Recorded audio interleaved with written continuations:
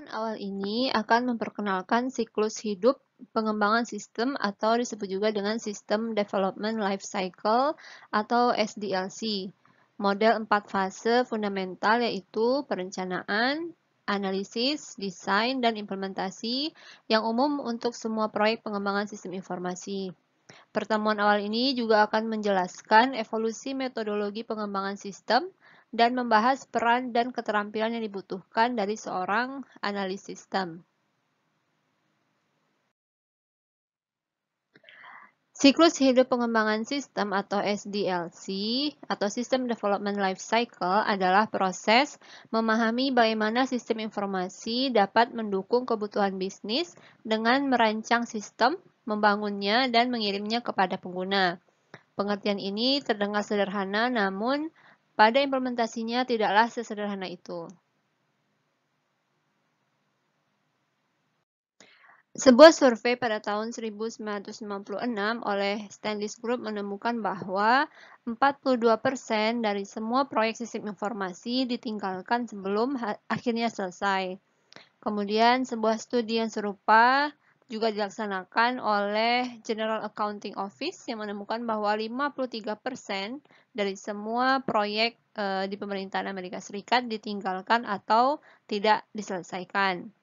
Sayangnya, banyak juga sistem yang dikirimkan ke pengguna mengalami keterlambatan yang signifikan, biaya yang jauh lebih banyak dari yang direncanakan, dan memiliki lebih sedikit fitur dari yang direncanakan.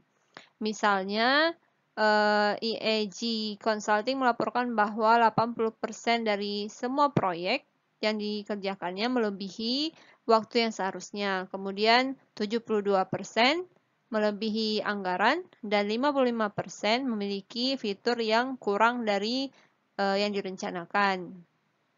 Dengan adanya latar belakang ini, maka dibutuhkan sebuah skema yang baik untuk membangun sebuah sistem informasi yang tepat guna, tepat dalam waktu pembangunan dan keuangannya, serta memiliki fitur yang benar-benar dibutuhkan oleh organisasi.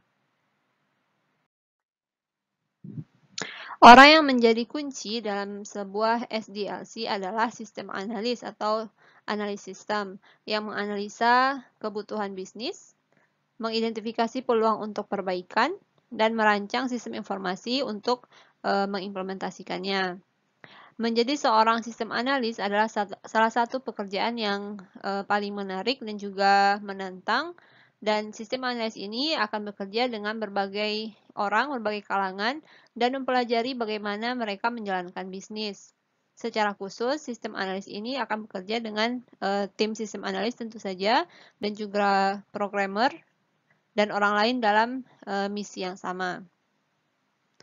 Tujuan utama dari sistem analis ini bukanlah untuk menciptakan sistem yang luar biasa, namun tugas dari seorang sistem analis adalah untuk menciptakan nilai atau value bagi organisasi, yang kebanyakan dari perusahaan itu adalah berarti meningkatkan keuntungan atau laba dari organisasi tersebut.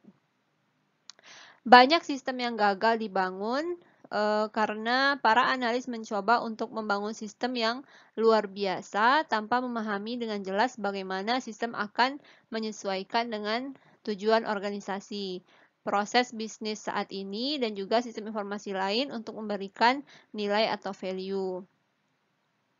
Tujuan dari sebuah sistem informasi adalah untuk mencapai tujuan, yaitu memungkinkan organisasi melakukan pekerjaan dengan lebih baik sehingga dapat memperoleh keuntungan yang lebih besar atau melayani penggunanya dengan lebih efektif.